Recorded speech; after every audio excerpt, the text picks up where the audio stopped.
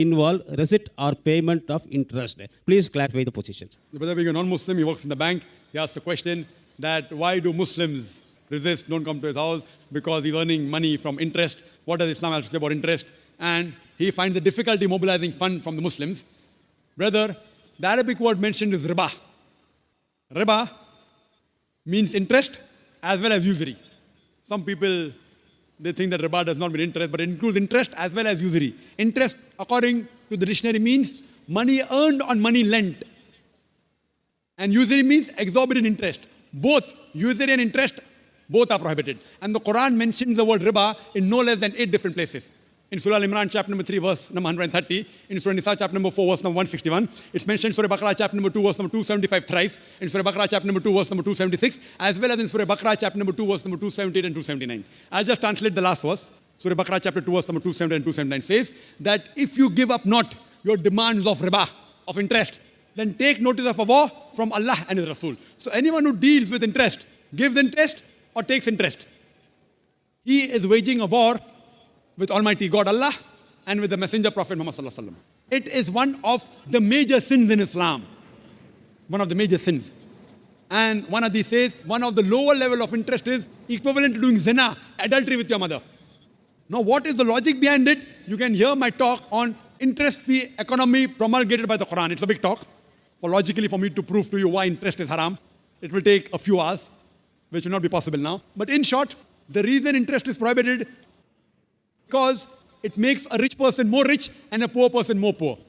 And furthermore, interest encourages many evils. Like if you know in the 80s, most of the bank, they funded gambling dens, they funded alcohol bars, etc.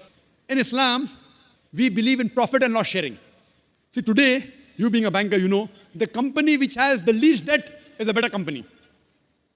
This interest was started by King George V, the banking system. He is the main culprit. Previously, it wasn't there.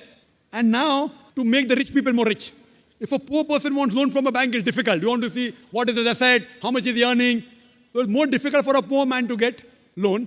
And furthermore, if you analyze the top companies, they are debt-free companies. Therefore, today we find stock listing.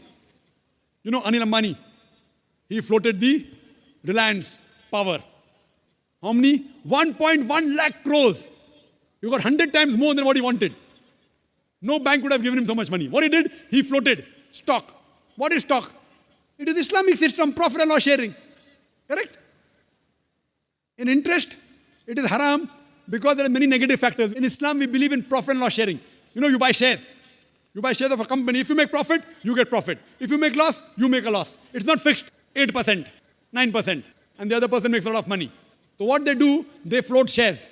So if you buy stock of a halal company, as long as it's not alcohol company, it's not bank, it's not haram activity, it is Islamic. So we in Islam believe in profit and loss sharing.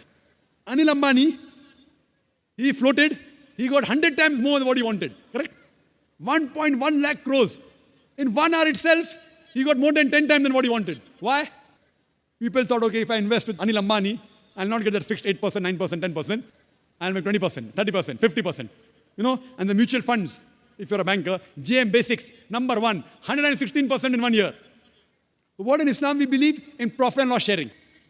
That's the reason riba, fixed interest, fixed amount on money earned on money lent is haram. For more details, refer to my video cassette, Interest-Free Economy Promulgated by the Quran. That's the reason if you change your bank from a conventional bank to Islamic bank, inshallah, you'll have Muslim customers. Inshallah. And today, the Indian government, the RBI, the finance minister, hasn't given permission for a true Islamic bank. But there are people approaching him. I myself spoke to Chidambaram when he came to Saudi Arabia. And there are high possibilities. Manmohan Singh, our prime minister, initially he was the finance minister. He understands finance better. There are high possibilities, inshallah. He is studying the system. Along with the prime minister, Manmohan Singh, and the finance minister, Mr. Chidambaram.